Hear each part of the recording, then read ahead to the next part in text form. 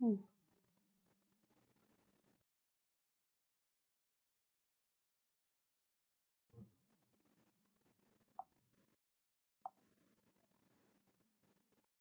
Started. Very good morning, guys.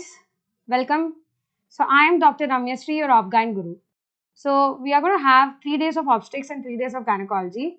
In these videos, we are going to complete obstetrics and gynecology in a beautiful way, and we are going to make obstetrics and gynecology a very strong subject for ourselves, right? So, at any point of time, if you don't understand anything or if you're not, if there is any doubt, you can always ask me, but I'll take the doubts once I finish the topic. Like every 2 hours, we get a break. So, before break, I'll take your doubts. Okay.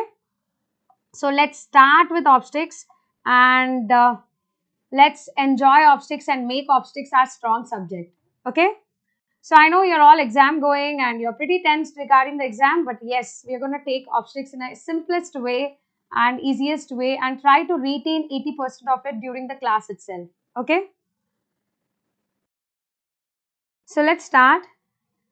The first question I would like to ask you all is, who is very complicated? The girls or boys who are very complicated? Let's start in a lighter note. I would like to know from all of you, who is very complicated, the girls or boys?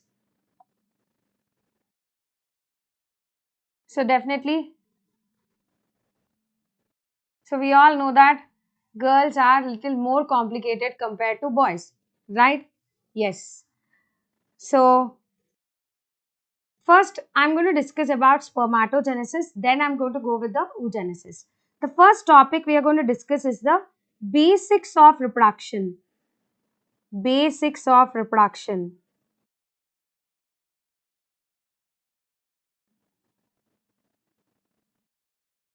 Very good morning, Siddhant, Prashant, Sai. Siddhant, how are you? So, first we are going to start with basics of reproduction. In the basics of reproduction, what we are going to do is the gametogenesis. So, first gametogenesis, we mainly have two gametes. So, the two gametes are, we have the sperm and we have the ovum, right? The development of sperm is spermatogenesis. The development of ovum is oogenesis, right? Once these two gametes are formed, then we have the fertilization, right? So, first and foremost, germ cells, that is sperm or ovum, arise from yolk sac. Germ cells actually arise from the yolk sac, guys. And then from the yolk sac, they travel through the, see, this is the dorsal mesentery of the hindgut. This is the hindgut. So through the dorsal mesentery of the hindgut, germ cells will slowly travel and then reach the gonadal ridge. Gonads develop in the gonadal ridge. But germ cells will travel from the yolk sac through the dorsal mesentery of hindgut and then reach the gonadal ridge. Okay? So germ cells traverse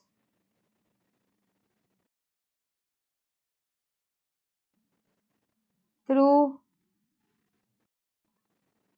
hindgut, through dorsal mesentery of the hindgut to reach gonadal ridge. Now my question to you is, so germ cells are what origin? Germ cells are what origin? Actually, gonadal ridge develops from the intermediate mesoderm. So it is mesodermal in origin. But germ cells are not arising from the gonadal ridge. So germ cells are what origin? So germ cells are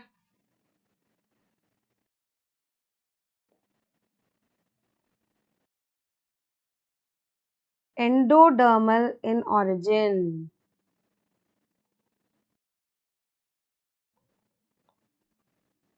So this is the first basic. We are learning the first basic, that all the germ cells are endodermal in origin, whereas the gonads are mesodermal in origin, right?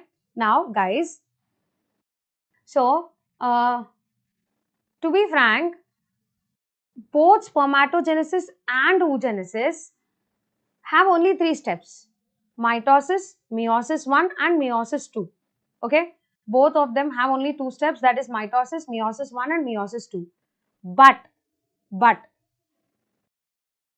in spermatogenesis they happen quick, but in oogenesis it goes on getting dragged and dragged and dragged, and it happens for years together. That's why I told females are more complicated compared to men, right? uh, my voice is not audible.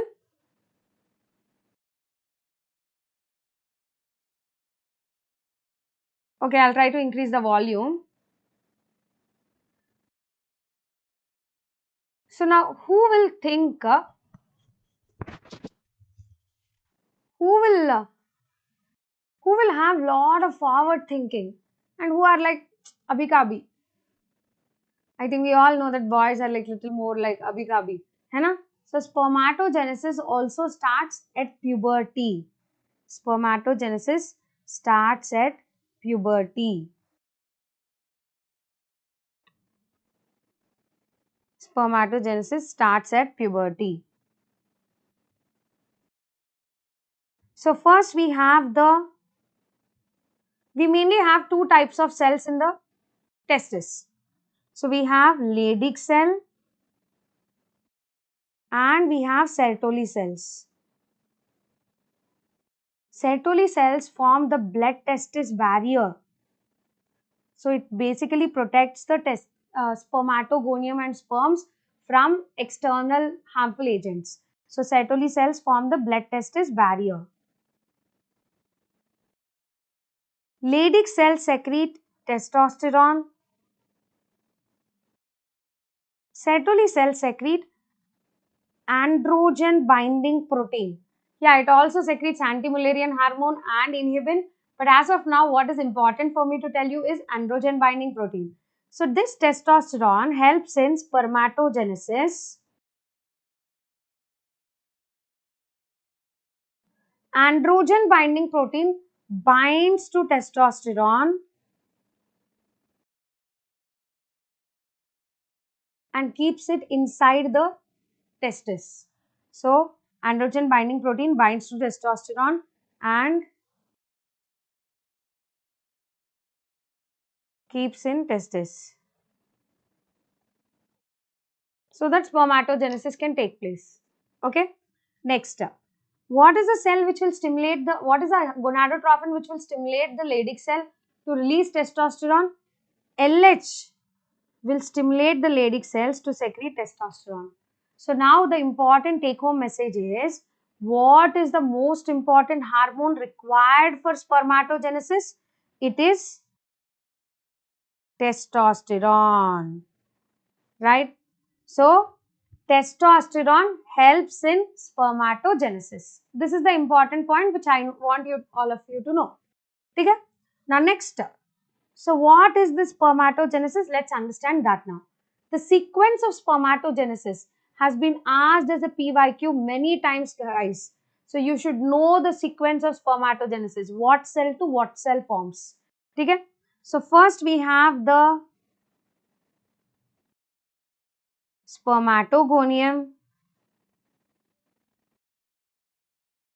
This spermatogonium will undergo mitosis to form primary spermatocyte. Primary spermatocyte will undergo meiosis 1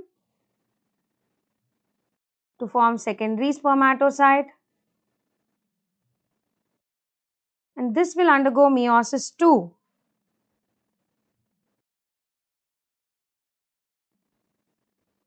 to form spermatids. So spermatogonium is 46XY.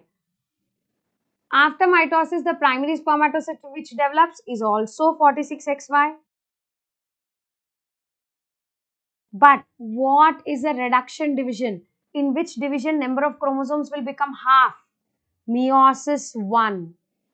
So meiosis 1 is a reduction division. Meiosis 1 is a reduction division.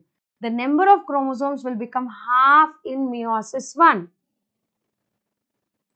So secondary spermatocytes will become half here. So they are either 23X and 23Y. This secondary spermatocyte will become the round cells or the spermatids.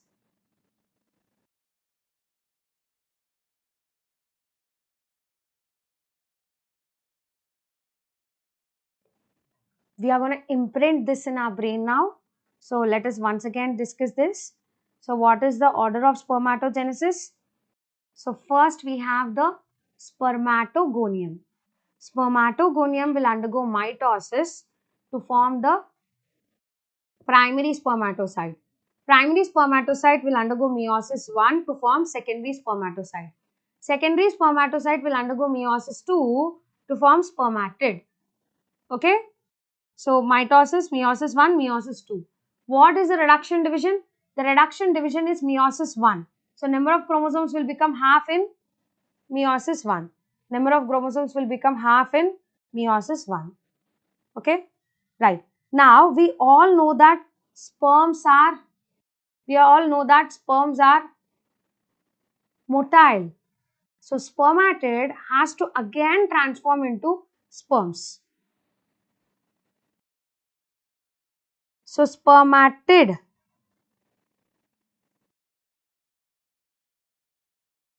transforming into sperm is called as spermiogenesis. Spermiogenesis. Spermatid transforming into sperms is called as spermiogenesis, right? So what happens here is this round spermatid nucleus will become this motile sperm. Correct? So if you observe here, the nucleus of the spermatid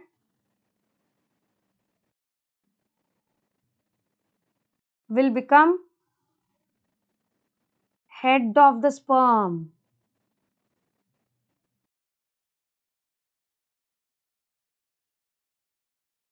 The Golgi apparatus of the spermatid will become acrosome of the sperm.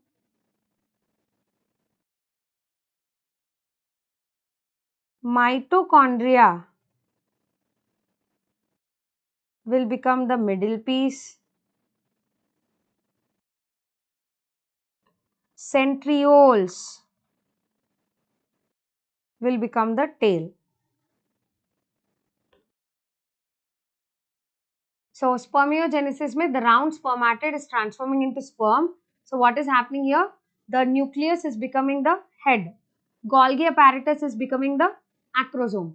Mitochondria is becoming the middle piece. Centriole is becoming the tail. If you observe here also, if you can observe here, see this is the spermatid nucleus. This spermatid nucleus is becoming the head, right? So then the centrioles are becoming the tail, right? So the mitochondria is becoming the middle piece, right? Golgi apparatus is becoming the acrosome. Correct, guys? Right. So next coming to so this is called as spermiogenesis. So this is called as spermiogenesis. Okay?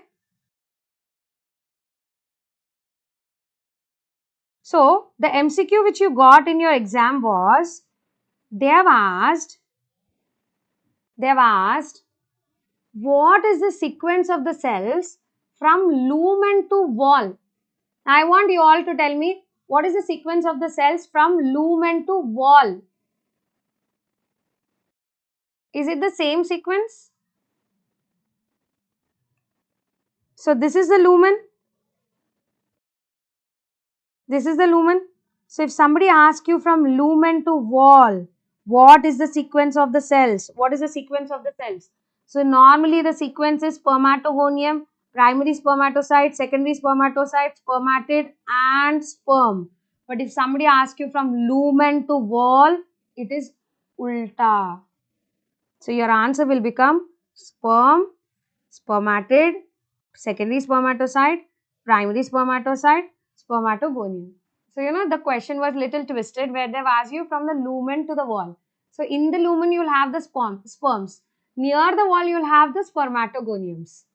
So, if they ask you lumen to wall, you have to write this entire table or you have to tick this entire table from the sperm to spermatogonium. They ask you wall to lumen, then you're going to go from the spermatogonium to sperm. Is this point clear to all of you? Right? So, from the spermatogonium to secondary to spermatid, spermatogenesis, spermatid to sperm is spermiogenesis.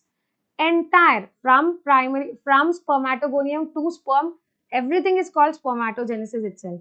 Only spermiogenesis takes, so spermiogenesis takes around 10 to 14 days. Spermatogenesis takes around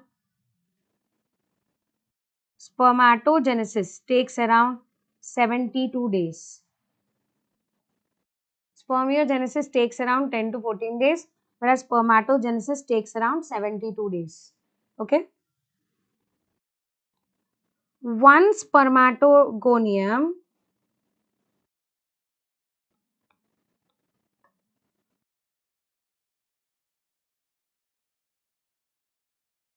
gives rise to 16 primary spermatocytes.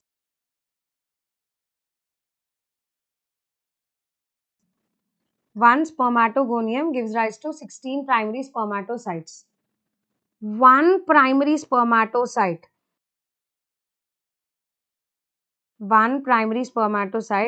will give rise to 4 spermatids.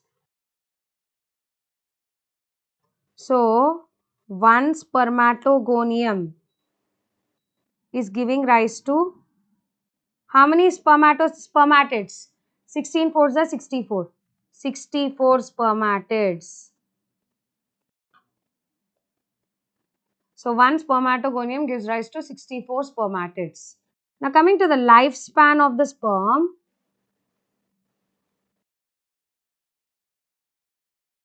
Coming to the lifespan of the sperm, on a Valentine Day, in the date, who should wait for a longer time? The girlfriend or boyfriend for the date to be successful? So now here also there is going to be a date, and the date when you will be in the fallopian tube. So for that the girlfriend and boyfriend should form. So first development we are discussing is of the boyfriend, right? So who should wait for a longer time for the date to be successful? Obviously boyfriend, hai na? So same, sperm also will wait for 72 hours, whereas ovum waits only for 24 hours. So lifespan of the sperm is 72 hours, whereas lifespan of the ovum will be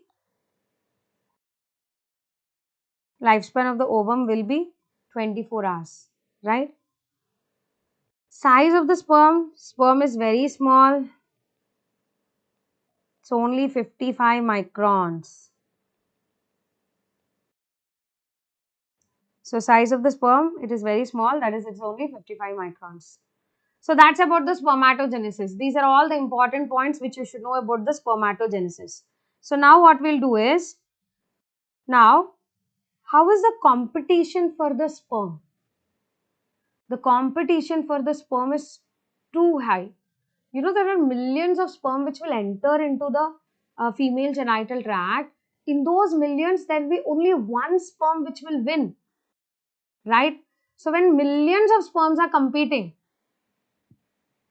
now sperms have to become extra, they have to become extra fast, right? So sperms trying to become extra fast is called as capacitation. So capacitation is sperm hyperactivation and extreme increase in the movement. So capacitation is sperm hyperactivation and extreme increase in the movement. and it is also ability to release the acrosomal contents. So it's also the ability of the sperm to release acrosomal content, which will help further for the sperm to enter through the ovum zona pellucida. Okay?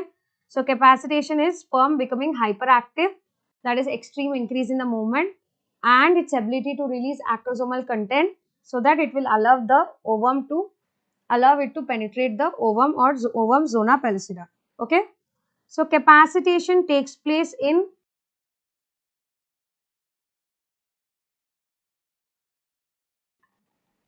female genital tract.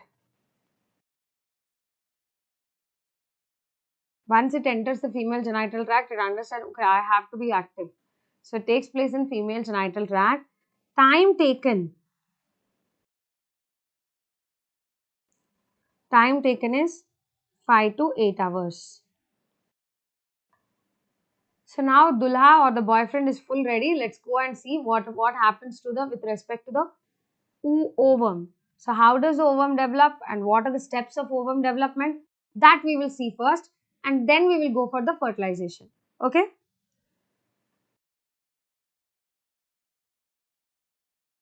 So now coming to the ovum.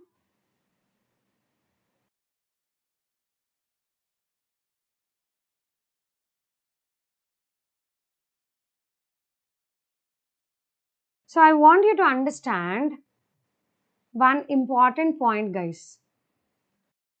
So follicle is like a balloon.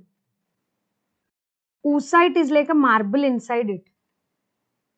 Many times you will have a problem in understanding what is folliculogenesis, what is oogenesis. Now throughout till you give your exam, this concept will remember in your brain.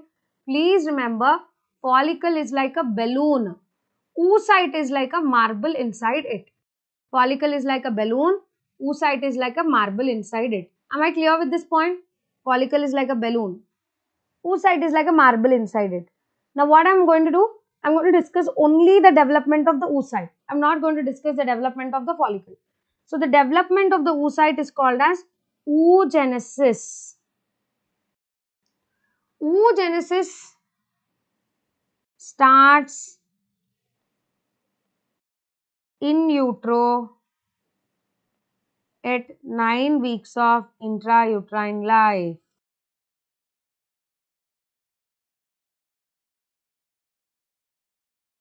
Oogenesis starts in utero at 9 weeks of intrauterine life. So first we have the oogonium.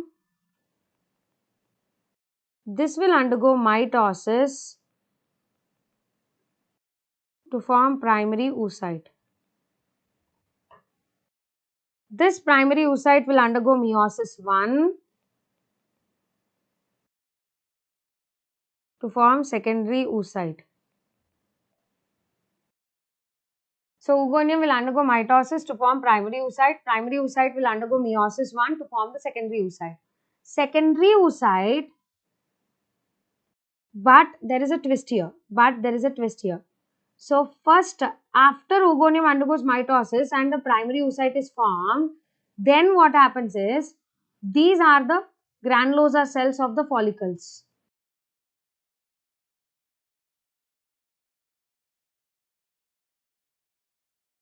Do you want any woman to reproduce as soon as she is born? Do you want any baby to reproduce as soon as she is born? Obviously no, right? So what are you going to do? These granulosa cells of the follicles, they will secrete androgen, they will secrete meiosis inhibiting factor.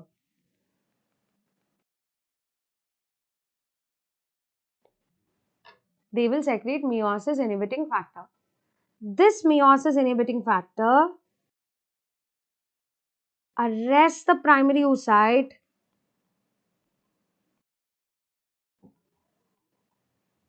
in prophase of meiosis 1. So this meiosis inhibiting factor arrests the primary oocyte in prophase of meiosis 1. Okay? Actually, it is diplotin stage of prophase of meiosis 1. Nobody asks you so much precisely. That's why I don't want you to break your head of all those names. How do I remember it? Primary oocyte, everything first. Primary oocyte, which phase it is getting arrested? Prophase. Among all the phases of meiosis, prophase is the first phase. Hai na? So primary oocyte is arrested in first phase, prophase, of which meiosis? First meiosis. And once it gets completed, it releases which polar body? First polar body. That's how I remember. Primary oocyte, everything first. Primary oocyte is arrested in prophase of which meiosis? Meiosis 1. Right? So then, at puberty,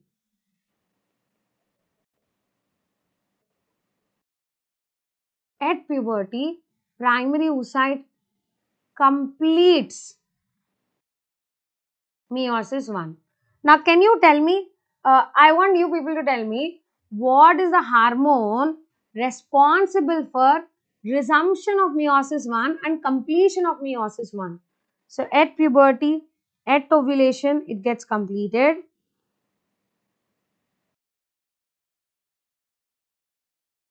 So, 10 to 12 hours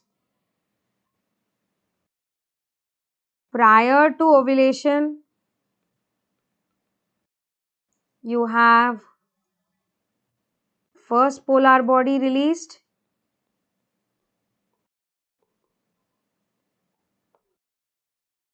10 to 12 hours prior to ovulation, you have the first polar body released. At ovulation, you have secondary oocyte released. And secondary oocyte is nothing but ovum. This is the largest cell in the human body. It is around 130 microns, guys. It's around 130 microns. Okay. So, can you tell me what is the hormone responsible? Yes, it's the LH. LH is responsible for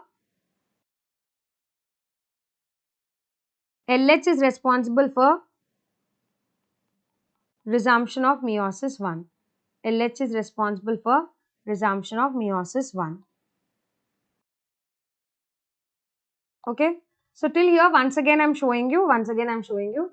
So, at the time of oogenesis, you have the oogonium undergoing mitosis to form the primary oocyte. Primary oocyte will be arrested in diplotin stage of prophase of meiosis 1.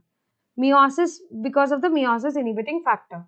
Then at puberty, at ovulation, you have the LH. 10 to 12 hours prior to ovulation, it is the first polar body released. At ovulation, it is the secondary oocyte of the ovum released. Continuation of this I am writing now in the next slide. So, continuation of this I am writing in the next slide.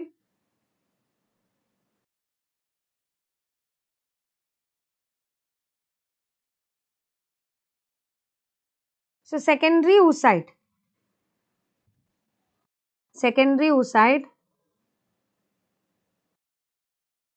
Now, secondary oocyte, everything will be second, guys.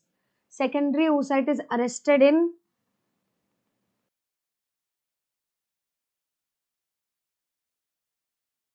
metaphase of meiosis 2. Secondary oocyte is arrested in metaphase of meiosis 2. Secondary oocyte is arrested in metaphase of meiosis 2. Okay. Now, when does it get completed? At fertilization.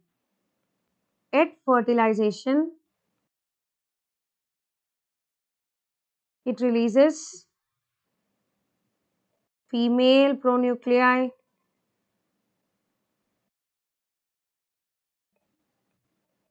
After fertilization,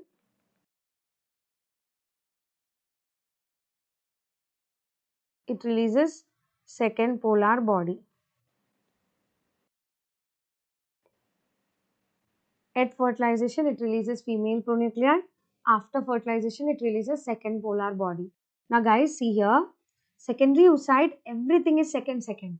Secondary oocyte is arrested in which phase? Metaphase. of which meiosis? Meiosis 2. Everything second. Secondary oocyte, metaphase, meiosis 2. And it releasing which polar body? Second polar body. So don't you agree this is everything second? Secondary oocyte, metaphase, meiosis 2 and it releases second polar body. Everything second. Correct guys? Yes. So now we have sperm and we have the ovum, right? So after fertilization only we'll have the female pronuclear. And at the fertilization, female pronuclei and male pronuclei will fuse with each other. But actually, before male comes till here steps, the sperms have 2 more steps to complete. Okay? I'll tell you about those 2 more steps, but I want you to, let me see how much you understood what I spoke. So, guys, now I want you to think and tell me, at birth, if I cut an ovary, what are the maximum cells which you're going to see? Are they oogoniums or primary oocytes or secondary oocytes or polar bodies? So at birth, if I cut the ovary, I'm going to see mainly primary oocytes.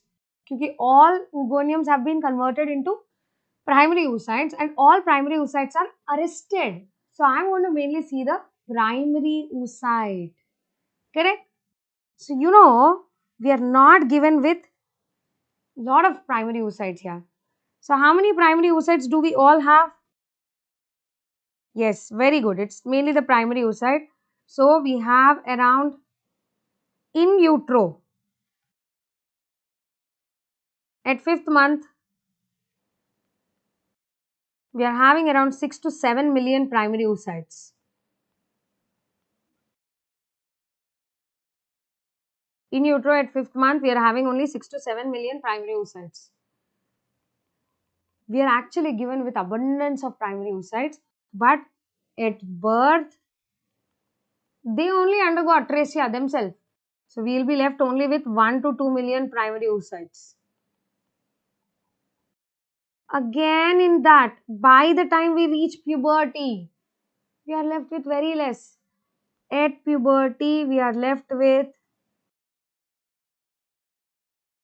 5 lakh primary oocytes. 4 to 5 lakhs of primary oocytes.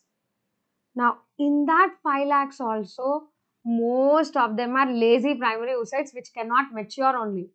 You know, the most important are, and those who have the ability to reproduce are only 400 primary oocytes. So, precious are only 400. So, only 400 primary oocytes.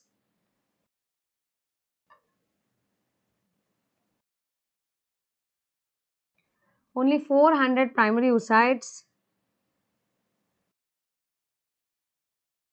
mature throughout the woman life.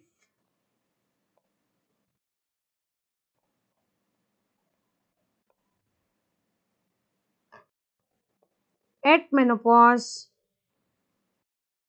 we are left with 1000 primary oocytes.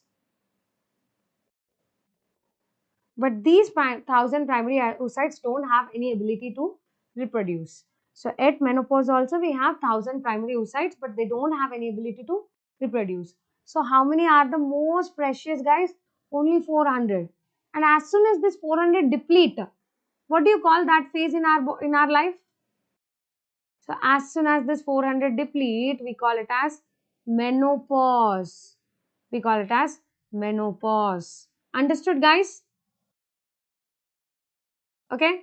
So every month, it's not one primary oocyte will become dominant follicle and mature and all, but there are at least like 15 to 16 competing to become. So when every month I'm going to lose around 15 if you take. So you know 15 divided by 400, we have only hardly 20 years of reproductive life. So that's why it starts around 15 years and like maximum 40 years tak it runs our reproductive life. So is it appropriate if somebody tells that there's a right time for the woman to get married, right time to have kids for women? Is it scientifically correct? Yes, absolutely correct. As our age is increasing, what will happen to our primary oocytes? They're going to deplete. And once our age touches 35 above, then the quality of the oocytes are going to reduce. So the good quality oocytes reduce, and that is why beyond 35, we are having more high chance of having aneuploidy babies. Understood?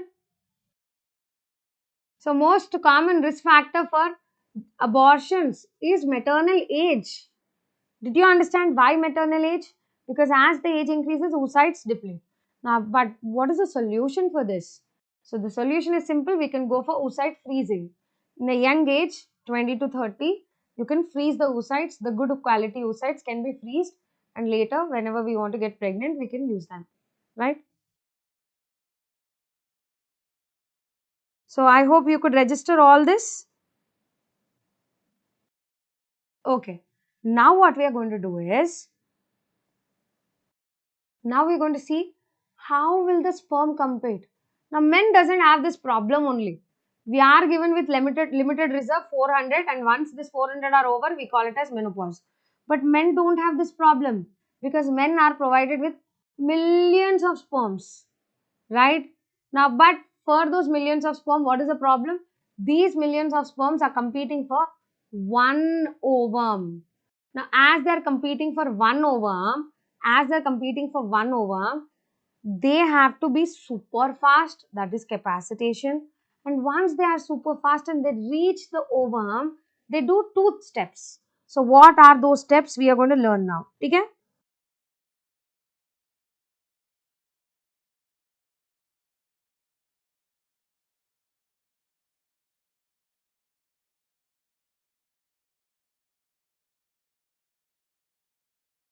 So, once the sperm reaches the ovum, and the sperms attach to zona pellucida, the acrosomal content starts to release, and these acrosomal contents try to dissolute the zona pellucida, and that we call it as acrosomal reaction. So sperms attach to ZP1 receptor of the zona pellucida,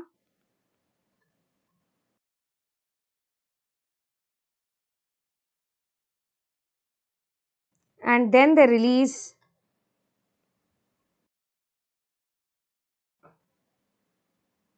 acrosomal contents, that is hyaluronidase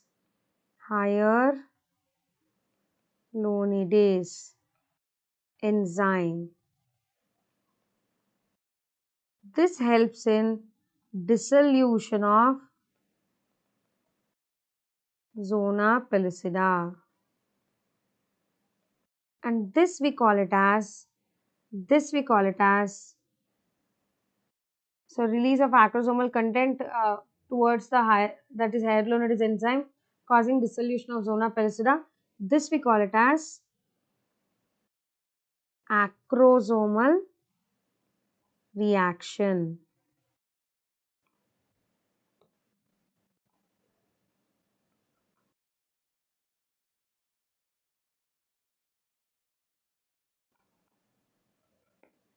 So first all sperms will attach around the, see, can you see?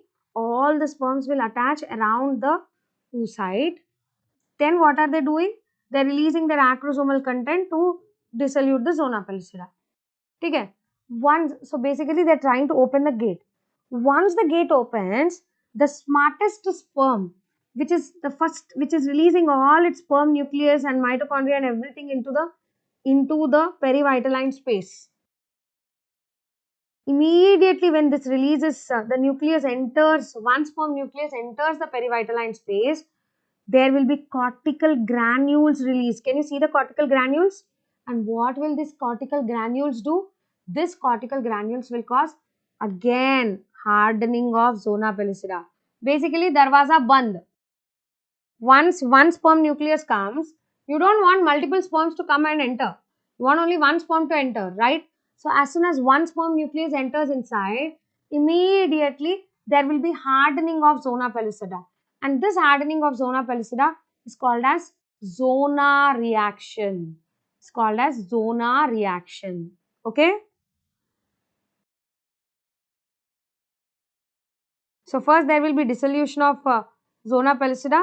This will lead to, and once one sperm nucleus enters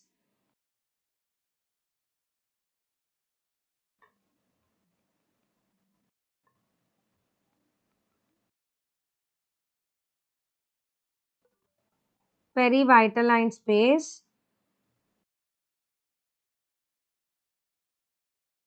there will be release of cortical granules.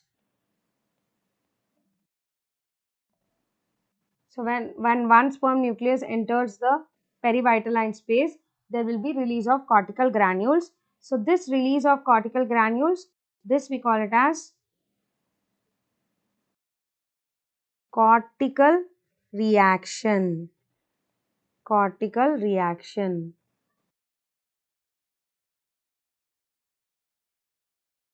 Okay. Next. So this cortical reaction in turn will lead to what? Hardening of zona pellucida.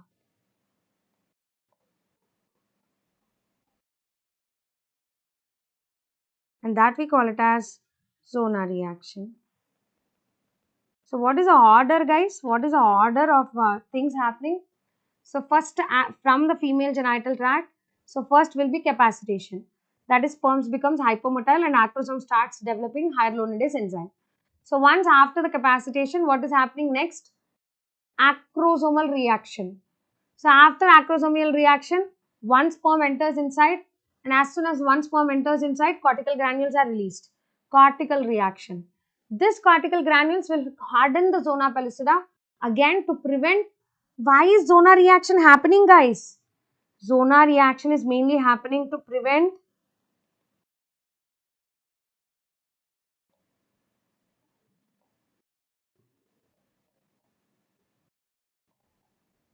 polyspermy. Can you tell me any condition where this zona reaction is not happening properly and there is a polyspermy? Yes, anybody? Yes, correct, guys. Molar pregnancy may you have the polyspermy as uh, in molar pregnancy you have the polyspermy, which is resulting in the sperms, more sperms entering inside and leading to molar pregnancy. So when I'm discussing molar pregnancy, we'll understand it more better, right? So this is regarding the everything what is happening. And now once the male pronuclei enters inside, so you have the male pronuclei and you have the female pronuclei. Fusion of this male and female pronuclei itself is called as fertilization.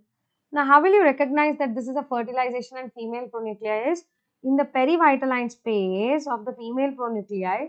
Anyway, male pronuclei has come inside. Now female pronuclei is also there. This female pronuclei would have also released a polar body. So in the perivitaline space in female pronuclei you will have two polar bodies. Whereas in secondary oocyte, in the perivitaline space, you will have only one polar body. That's how we differentiate between the ovum and female pronuclei. Okay? So I hope all of you understood till here. Clear? Right. Now we are going to discuss about the fertilization. Now we are going to discuss about the fertilization. So fertilization is fusion of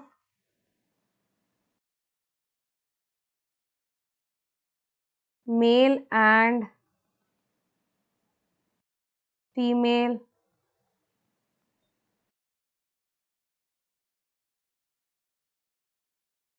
pronuclei.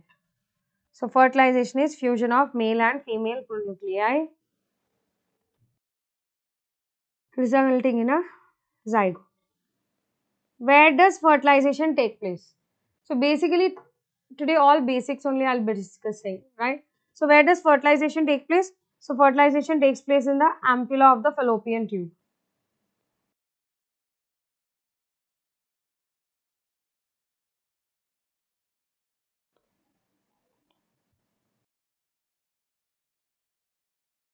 So fertilization is male and fusion of male and female pronuclei, which will result in zygote. And then where does this fertilization takes place? It takes place in the ampulla of the fallopian tube, right? So now this zygote will further undergo mitosis, continuous mitosis. So zygote will become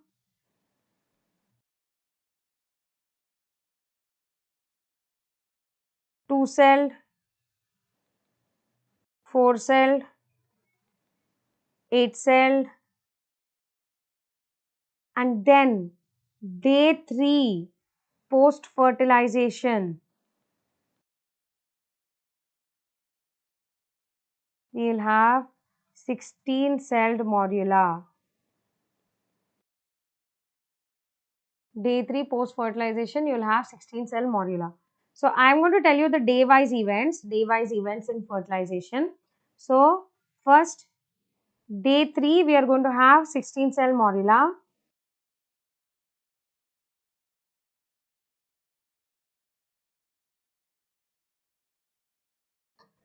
Day 3 to day 4, morula enters the uterine cavity. Morula enters uterine cavity. This 16-cell morula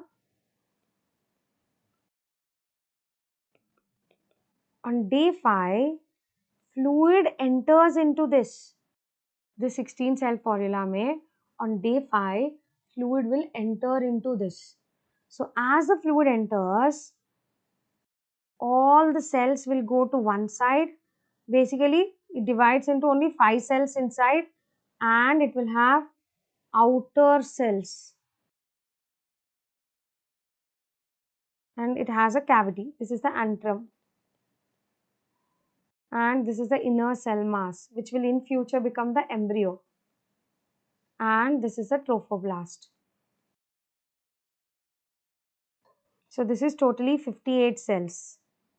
In that 58 cells, 53 cells are trophoblast, only 5 cells. Imagine the beauty, guys. These 5 cells are the one which are going to multiply and form entire all organs of our body. And this 53 celled trophoblast will become placenta and amniotic membrane, fetal membranes in future.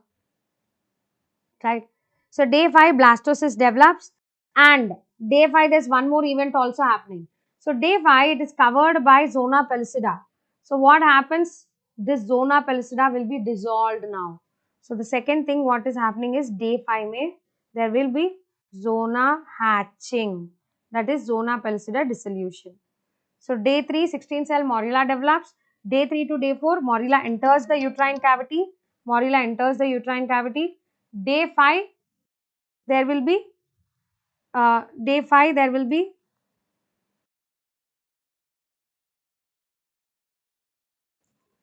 blastocyst developing as well as dissolution of zona pellucida, that is called as zona hatching. As it's also called as zona hatching, right?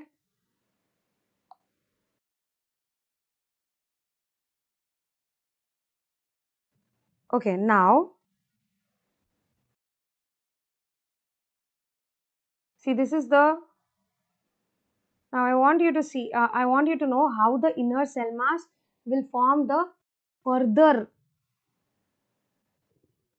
embryo. Okay, let's understand that. See, this is the blastocyst. So I told you this is the inner cell mass which keeps on growing, and this is the trophoblast, correct? Now this inner cell mass will further divide into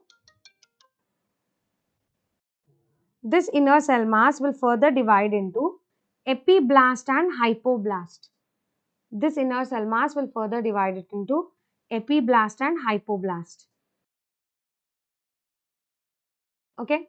Now this inner cell mass which further divides into epiblast and hypoblast, there will be a cavity which develops inside this epiblast, and that cavity is called as amniotic cavity. Amniotic cavity. Okay. So you have amniotic cavity, and here in the blastocyst cavity which is lined by hypoblast, this becomes the yolk sac. This becomes the yolk sac, right? Now guys, when you see this on ultrasound, it will look like two blebs. It will look like two blebs. Do you know what is this sign called as on ultrasound? Do you know what is this sign called as on ultrasound?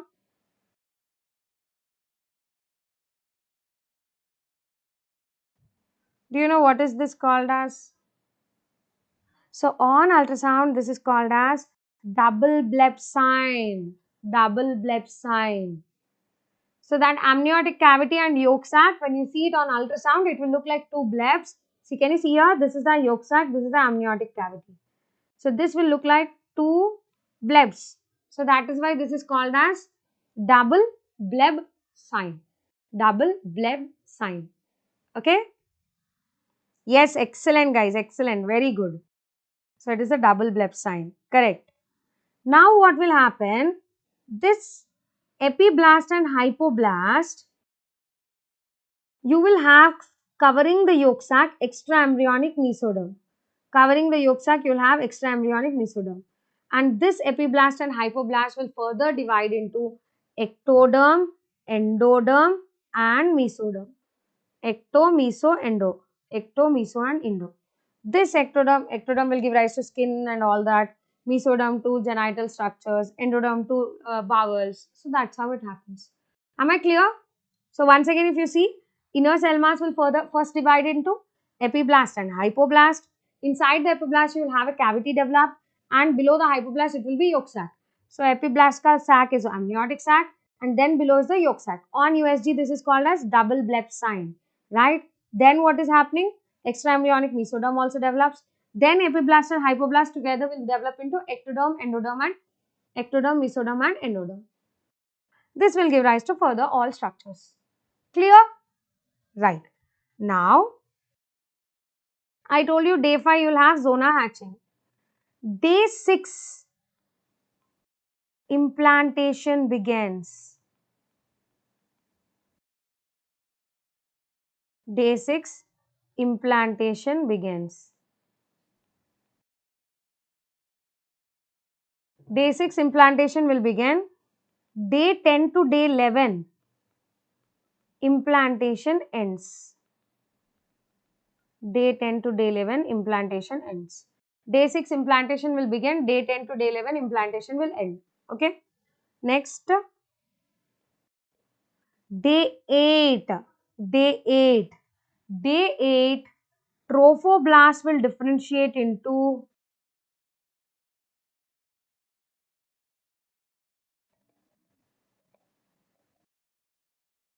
outer syncytial and inner cytotrophoblast.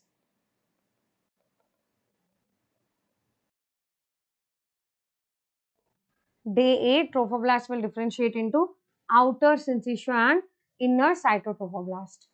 Okay.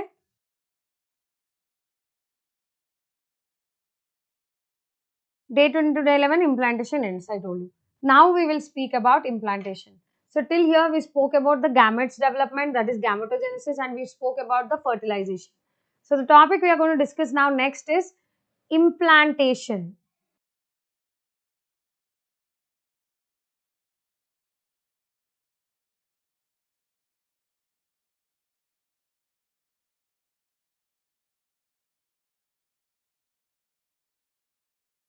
So, what is the most common site of implantation? What is the most common site of implantation? So, the most common site of implantation is posterior wall,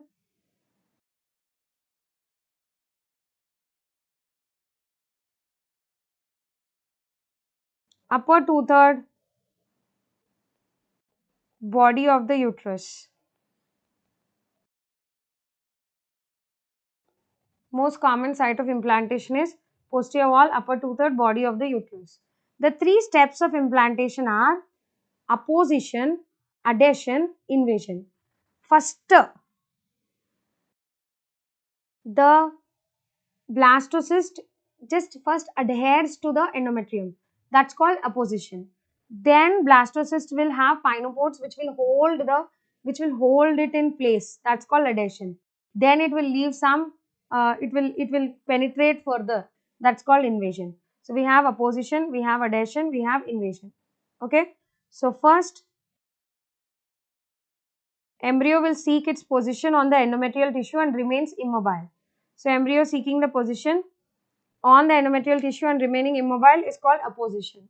So apposition ke liye mainly we have pinopods.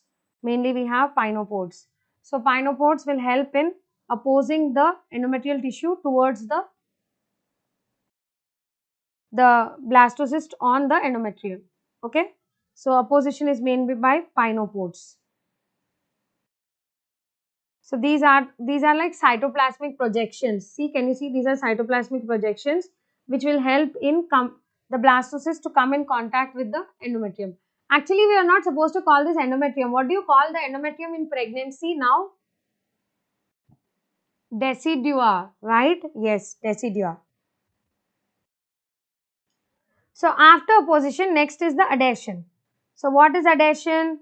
Adhesion it will come and it gets stuck to the endometrial epithelium.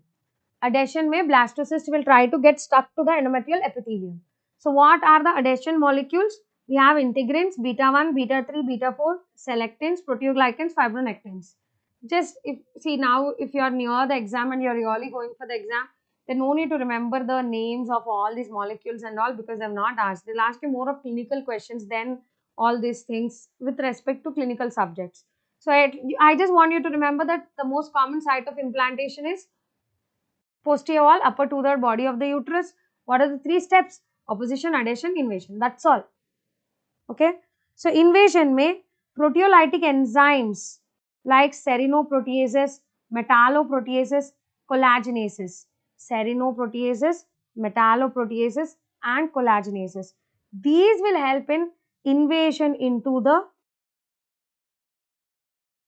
endometrial stroma.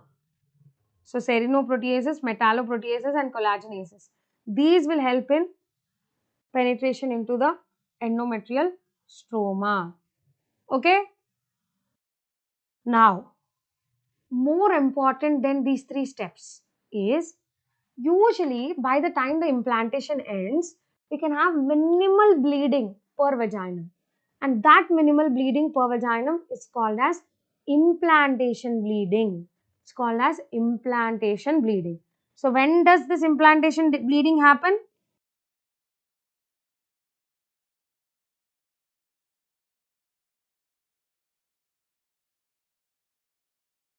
So implantation bleeding happens day 10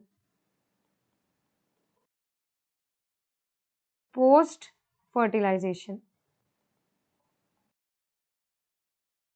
It's a minimal per vaginal bleeding.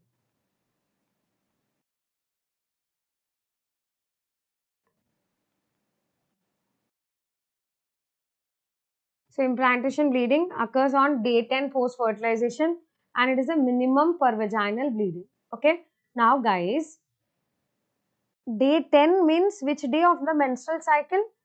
10 plus 14, day 24. So basically it is appearing as a premenstrual spotting. You don't require to do anything, it stops by itself. It is self-limiting, it is physiological. Am I clear about the implantation bleeding? Correct. Now let's go to the next one. After implantation, decidua is anatomically divided into 3 layers. Let's understand those 3 layers now.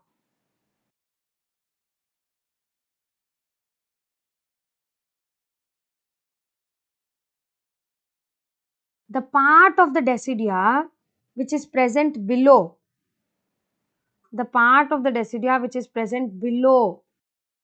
blastocyst or the embryo, this part of the decidua is called as decidua basalis. Okay. The part of the decidua which is covering the blastocyst. So this decidua is called as decidua capsularis. See, as it is covering the fetus, we are going to call it as capsularis. The decidua which is present below the baby is called decidua basalis. The decidua which is covering the baby, as it is covering the baby, you are going to call it as capsularis. The decidua which is covering the entire uterine cavity, this will be called as decidua parietalis. Am I clear with the three names of the decidia? I once again repeat it. The decidia which is present below, this is called decidia basalis.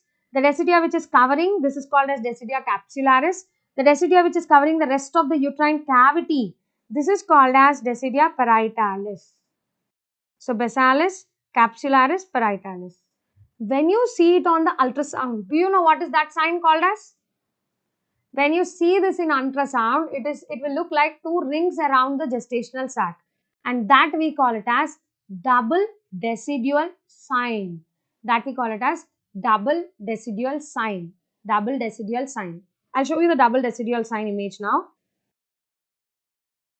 See, this is the double decidual sign. Can you see the rings? See, this is the gestational sac on ultrasound. This is first ring around the gestational sac. This is the second ring around the gestational sac. So how is this looking like? It's looking like two rings around the gestational sac. So this is called double decidual sign. What are the layers which are forming the decidual sign? Capsularis and parietalis. So that's why I remember it with the mnemonic of CAP. Capsularis parietalis. CAP. Okay? Right. So we have capsularis plus decidia parietalis. Together this is called as double decidual sign. Together this is called as double decidual sign. So what are the doubles which I have taught you by now? I have taught you double bleb sign. Double bleb sign is amniotic sac plus yolk sac. And I have taught you double decidual sign. Double decidual sign is decidia capsularis plus decidia parietalis. Right. Now, please observe. One more double is also there, guys. Where do we see double bubble sign? Where do we see double bubble sign? Double bubble sign is seen in duodenal atresia. Double bubble sign is seen in duodenal atresia. So, three doubles are there. Don't get confused between these three. Write it in one nice tabular form with colors. Double bubble sign, duodenal atresia. Double bleb sign, amniotic sac plus yolk sac. Double decidual sign, decidia capsularis and decidia parietalis. First what you will see is double decidual sign among these three doubles. Okay? Now, around the fetus also you have two layers. Actually, this image you are seeing two layers separate, but usually the two layers will be attached with each other. Okay? So, this layer which is covering the fetus, this is called amnion.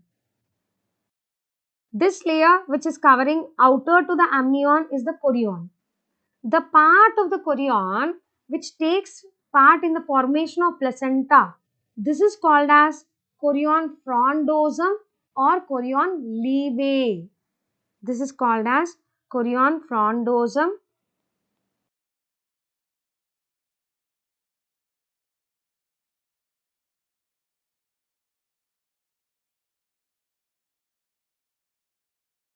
and this is called chorion frondosum or chorionic villi.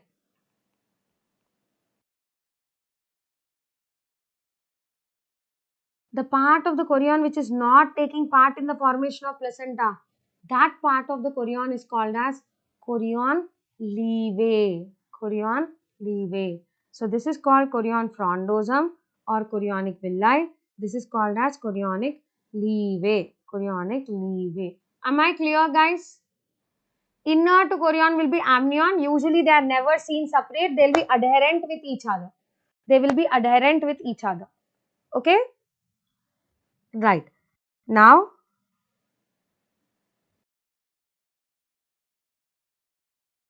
once the baby starts growing, right, the capsularis and parietalis are no more separate, guys. The capsularis and parietalis fuse with each other. So, like this. And this we call it as decidua vera. Decidua vera.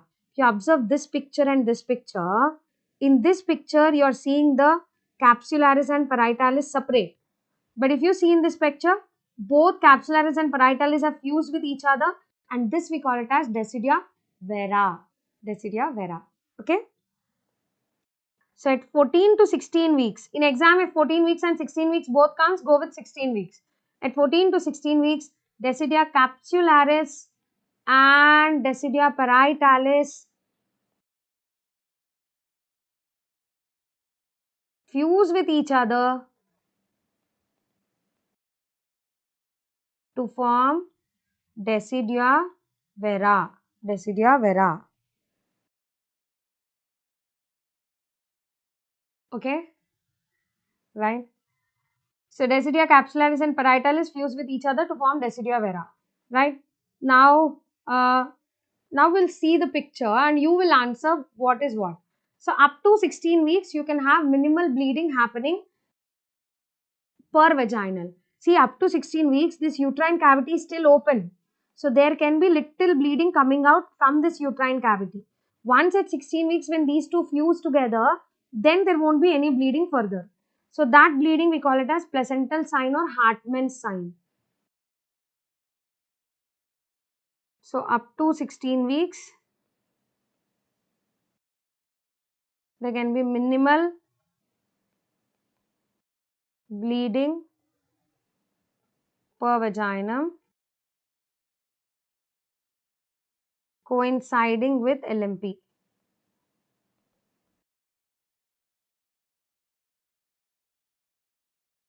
Coinciding with LMP. This we call it as placental sign or Hartmann's sign. I don't want you to confuse between implantation bleeding and Hartmann's sign. Implantation bleeding was bleeding only on the day 10. This is every month they will have. Like today is 5th, March 5th was her LMP. She'll have first 3 months this bleeding. March, April 5th, May 5th, like that she'll have every month little bleeding. Okay. So this is called as placental sign or Hartmann's sign.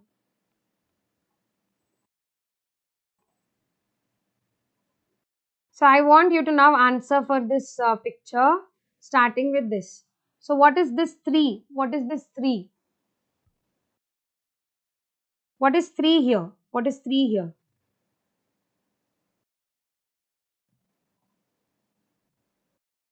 So 3, it is present below the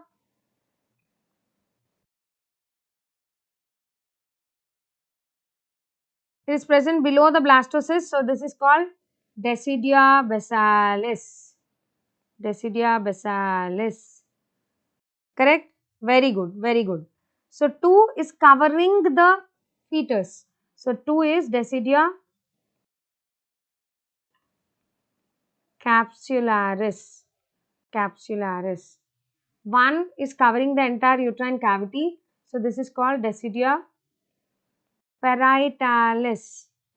Parietalis. So 2 is Decidia capsularis. 1 is Decidia parietalis. You all agree? 4th is the amniotic cavity. 4 is the amniotic cavity. Correct? Now let's see this one. So here, what is 6? I'll wait for you people to answer what is 6. See, this is below the baby itself, but it is towards the fetus. It is not towards the placenta. So this is, it is not towards the uterus, it is towards the fetus. This is chorion. Very good, very good. This is chorion frondosum. Chorion frondosum. Correct. 5 is chorion leve. What is 8? This is the fusion of capsularis and parietalis. Decidia vera. And 7 is uterine cavity, amniotic cavity. It is no more uterine cavity, it is amniotic cavity.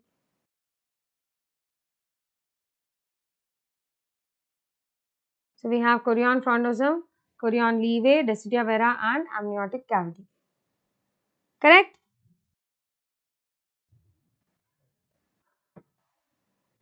Right. So that finishes the first chapter where we have done the basics of reproduction, gametogenesis, fertilization and implantation. Now we'll see some MCQs here. Now we'll see some MCQs. Thank you so much, Teju.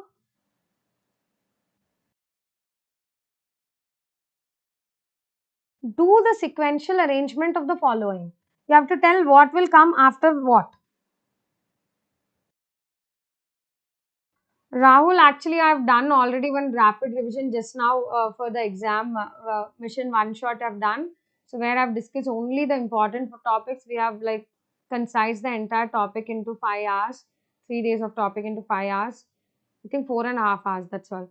So you can definitely watch that. That will be beneficial for you if you are going for the INE CET or the NEET as a revision mode. So do sequential arrangement of the following. Can you answer this, guys, now? So what will come first? What will come first? Sorry.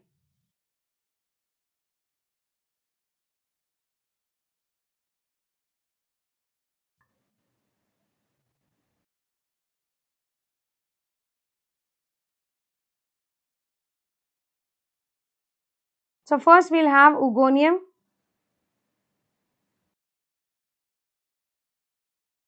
First we'll have oogonium. So after oogonium, next we'll have the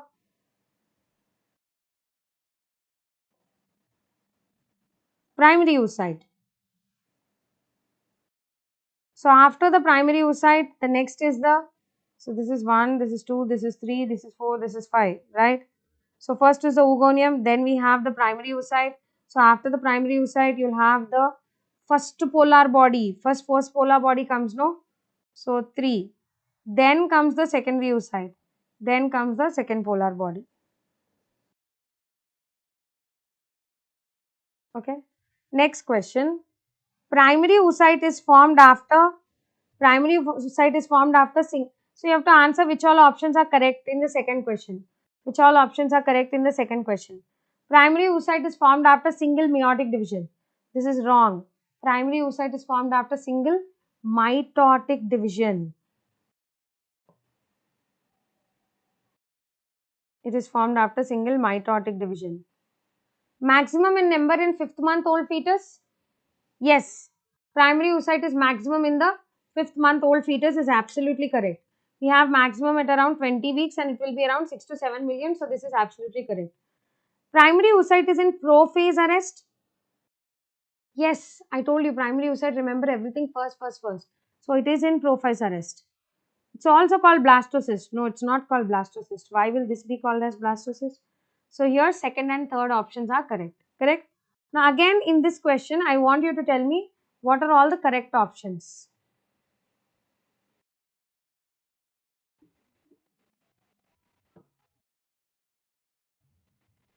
So primary oocyte arrests in prophase of first meiotic division. I told you to remember that primary oocyte everything is first. So primary oocyte arrests in prophase of first meiotic division.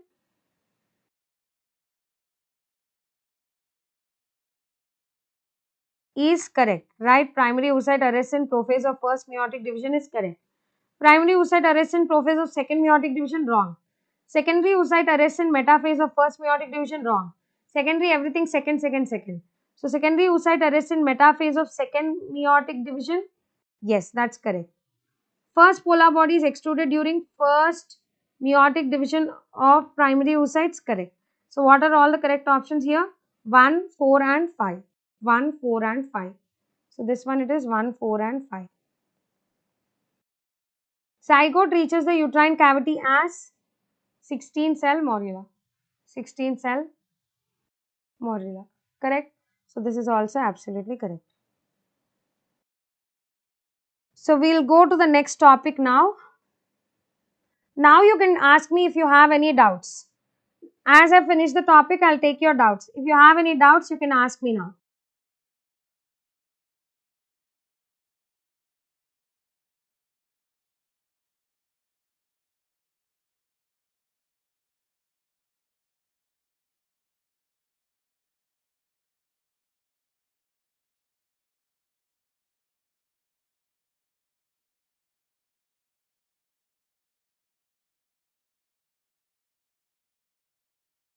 Okay, so we'll start with the next topic.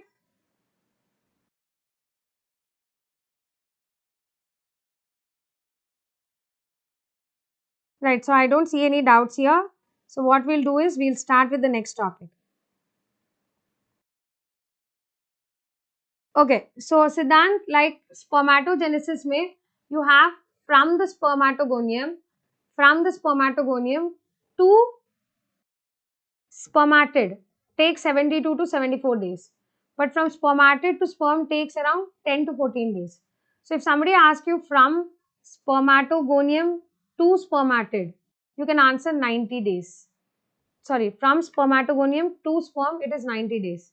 But if it is from spermatogonium to only, till spermatid, then it is 72 to 74 days.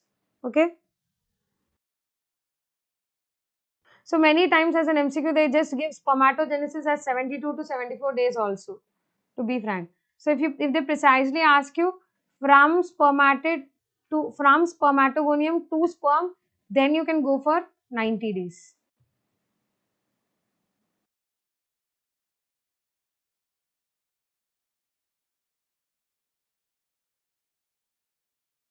Okay, so I think in the next break, I'll try to share the PDF for you so that you can write. Okay, in the next break, I'll try to share the PDF. Yeah, I have heard this that you have this in anatomy they teach you 32 and in I am teaching you 16. See, I am teaching as per the Williams. To be frank, we actually count the division of the cells only till 8. As an infertility specialist or an embryologist, if I've asked, normally we count only till 8. After 8 on day 4, and that's why we do day 3 embryo transfer. Normally IVF and all, we do day 3 embryo transfer when the cells are 8. After that, when it becomes 16, it goes and gets implanted. So it's not 32, how much ever I know. But anyway, I'll once again reconfirm with Ashwini sir. But it's not 32, it's 16 itself. Okay. So as per Williams, definitely 16.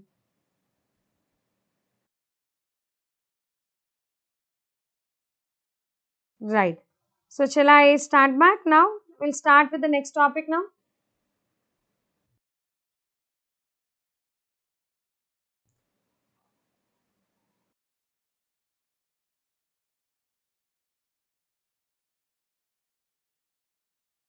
So blastocyst is formed along with the zona hatching and blastocyst both take place on the same day. So while blastocyst is developing, so blastocyst develops, after that only zona hatching will happen. First blastocyst develops and then zona hatching takes place. First blastocyst develops and then zona hatching takes place. But both of these are happening on the same day, that is day 5. So it's just hours difference. Okay? Right. I think we'll start with the next topic. So now we're going to start with the next very important topic.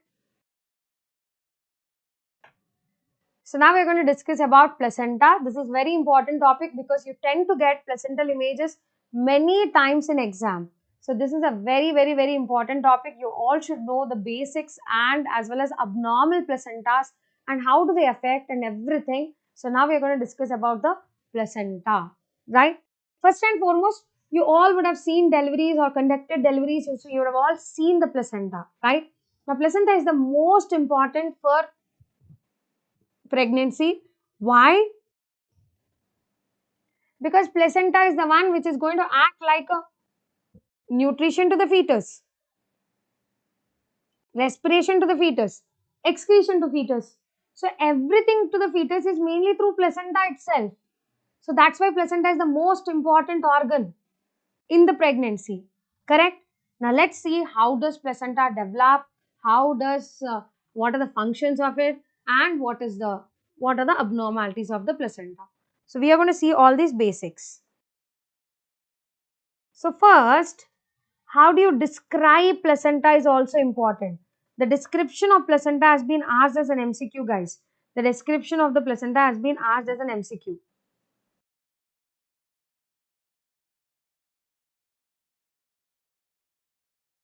So human placenta is discoid, hemochoroidal and deciduate. Human placenta is discoid. Human placenta is discoid, hemocroidal and deciduate.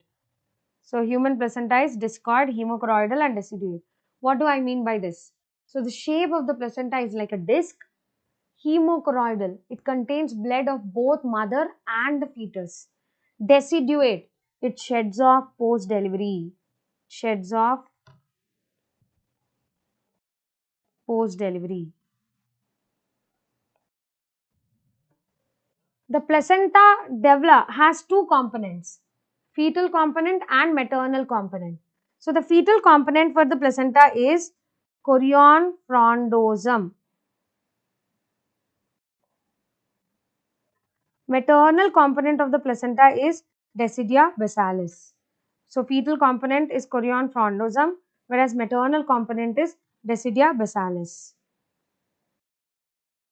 So we saw that from the fetal surface you have the chorion frondosum. For maternal, that is Decidua basalis. Both of this attach together and form the placenta. Both of this attach together and form the placenta. Now normally when you see a human placenta, this is how the placenta looks like. So it has a fetal surface and it has a maternal surface. Fetal surface is smooth, glistening,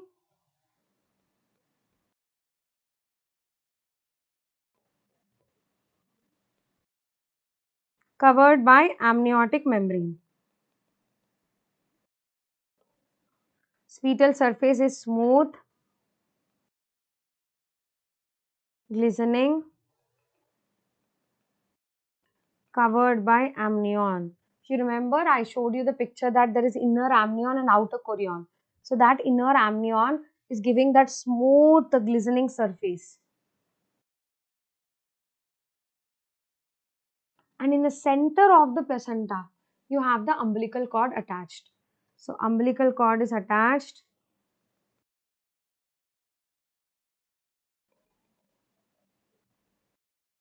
in center of the placenta.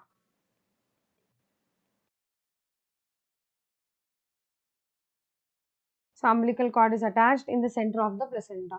Okay. Next, we have the maternal surface. Maternal surface is pink, rough, shaggy, divided into multiple lobes,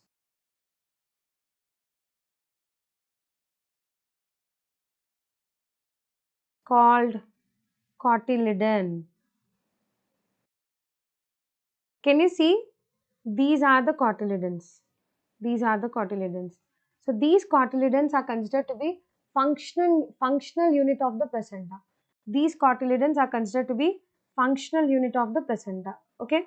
So fetal surface is smooth, glistening, covered by amnion. In the center you have the umbilical cord. Maternal surface is pink, rough, shaggy, divided into multiple lobes, called cotyledon. Okay. Right. Now again we are going to see some basics here. This has been asked as an MCQ, guys. This has been asked as an MCQ. So the diameter of the placenta at term is 18 to 20 centimeters. So the diameter of the placenta at term is 18 to 20 centimeters. This has been asked as an MCQ. Thickness of the placenta in the center is 2.5 centimeters. Thickness is 2.5 centimeters. It weighs around 500 grams. It weighs around 500 grams. Birth weight to placental weight ratio is 6:1. So if baby is 3 kgs, placenta will be 500 grams. At 17 weeks, birth weight to placental weight ratio will be 1:1. Okay. So the placenta at term, diameter is 15 to 20 centimeters. The thickness is around 2.5 centimeters. It weighs around 500 grams. Birth weight to placental weight ratio is 6:1. So if baby is 3 kgs, placenta will be 500 grams. 17 weeks mein baby weight and placental weight both will be 1:1. Right? So at term, 4/5 of the placenta is of fetal origin. At term, 4/5 of the placenta is of fetal origin. Right? Now I'm going to tell you how does the placenta develop. Now it will be a 2D visualization only. It will be a 2D visualization. I'm just going to draw it. So development of placenta.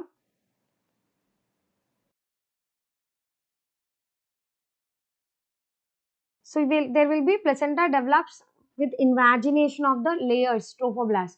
What were the two trophoblastic layers I taught you? I told you that there are two trophoblast layers, outer syncytial and inner cytotrophoblast. These layers will invaginate and form the placenta. They will invaginate into maternal layer. What is the maternal layer which will be present just below the trophoblast? Decidia basalis. So first we will draw the primary villi.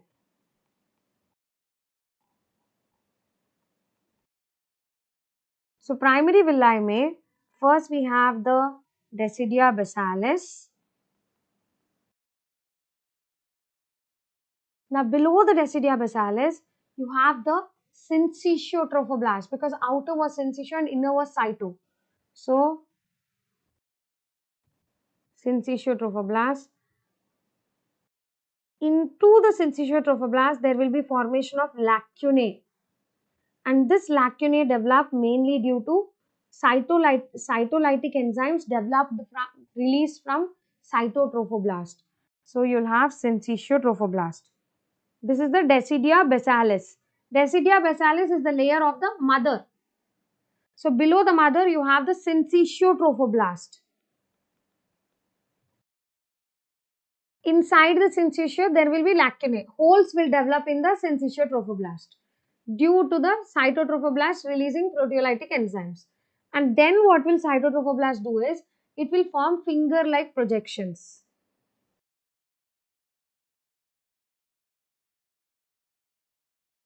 This is cytotrophoblast.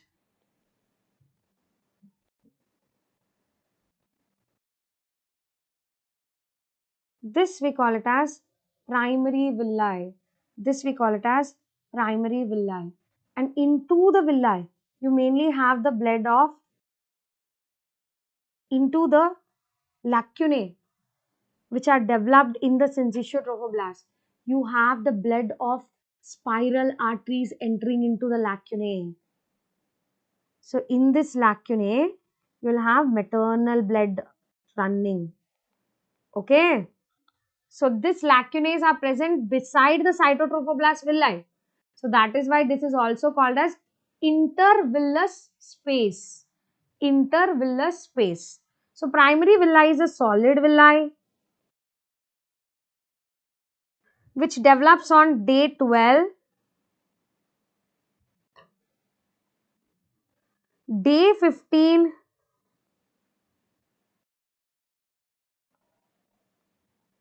maternal blood enters into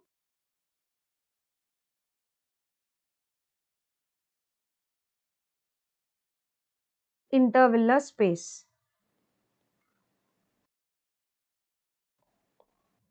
Day 15, maternal blood enters into intervillous space. Okay. Next, we'll draw the secondary villi. So I'm going to change this. I'm going to draw the secondary villi now.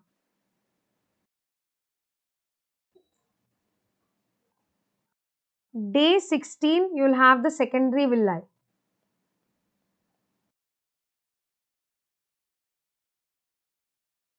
Secondary villi mein only one thing will be extra. Again, you'll have Decidia basalis.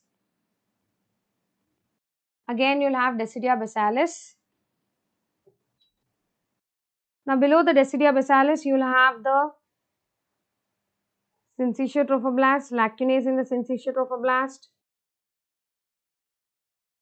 Then you have the cytotrophoblast. This is same to same like primary villi. And into the intervillar space, you have the spiral arteries entering. Now, what is extra to call it as secondary villi? So, here you'll have the extra embryonic mesoderm also entering inside. So, what is the extra? Extra embryonic mesoderm also will enter inside.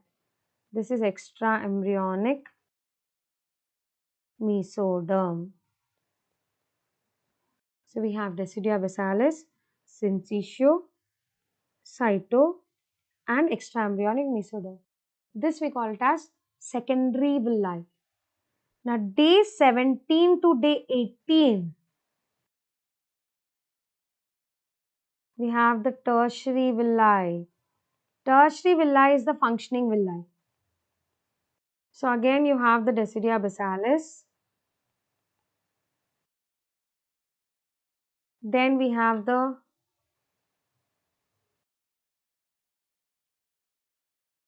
syncytio trophoblast. Cytotrophoblast will not only form the villi, cytotrophoblast will form cytotrophoblastic shell.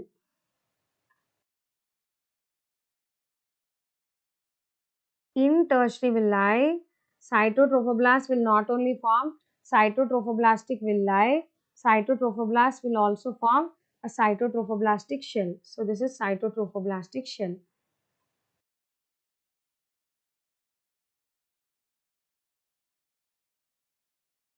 Okay. Now, this is the syncytio trophoblast.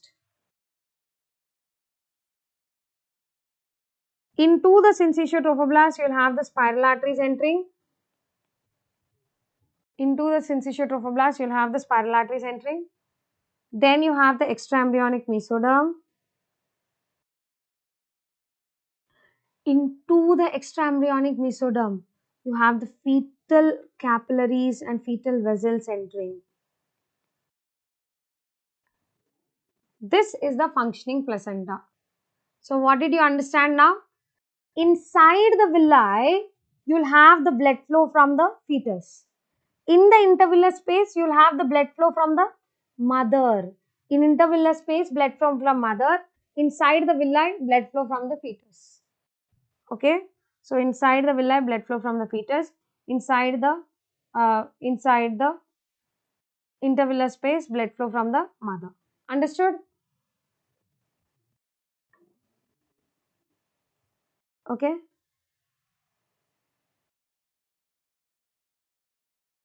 So, now there is no, what you should understand, there is no mixing of maternal and fetal blood. Tertiary villi is formed on day 17 to 18 and there is no mixing of blood between the mother and the fetus. There is no mixing of blood from the mother and fetus. Fetal blood, maternal blood will be here, fetal blood will be here. This layer between the fetal blood and maternal blood, this layer is called as placental barrier, and through this layer you will have exchange of gases, exchange of nutrients, everything. So can you tell me what are all the layers which are forming the placental barrier? So if you start from here to here, it is fetal capillary endothelium, extraembryonic mesoderm, cytotrophoblast, syncytio trophoblast. Correct? So, I'll write the layers, I'll write the names of the layers. So, placental barrier,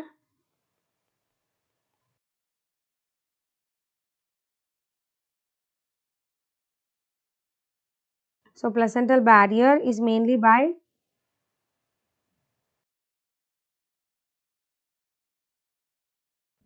from fetus to mother if you are checking. It is the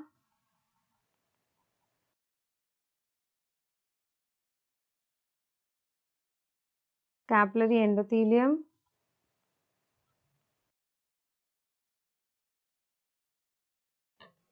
extraembryonic mesoderm,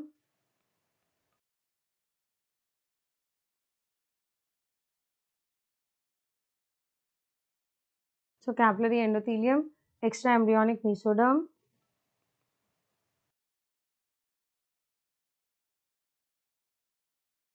cytotrophoblast and syncytio trophoblast.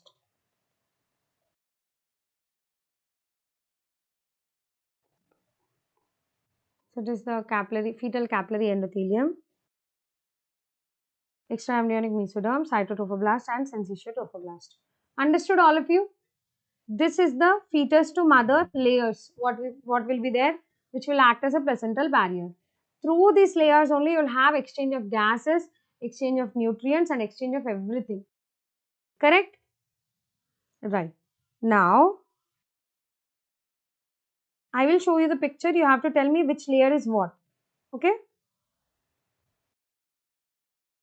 Now, I'll give you one clue here. You have to write to me. You have to answer yourself what is A, what is B, and what is C. I'll give you one clue here, guys. This is maternal side. This is fetal side. So, this is the intervillar space where you're having the maternal blood. This is the fetal capillaries. So, what is A here?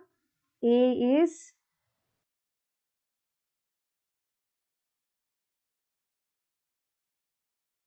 cytotrophoblast. Wrong.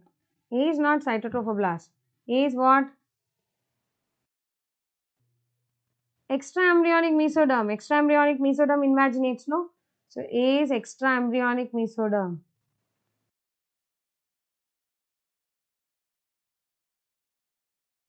A is extraembryonic mesoderm. B is cytotrophoblast. And I told you that cytotrophoblast will make a shell. Can you see the cytotrophoblastic shell? See, this is the cytotrophoblastic shell. See, this is the cytotrophoblast invaginating, and then this is the cytotrophoblastic shell. Okay? Inside, outside the cytotrophoblast, what is there? This is the syncytiotrophoblast. This is the syncytiotrophoblast. So, you have extraembryonic mesoderm, then you have the cytotrophoblast, then you have the syncytiotrophoblast. Correct, guys? And inside the syncytiotrophoblast, you have the maternal blood. Fetal blood will be inside the villi. Maternal blood will be in the intervillar space. Did you understand how does the functioning placenta look like? Do you know what is this? This is the Decidia basalis. This is the Decidia basalis.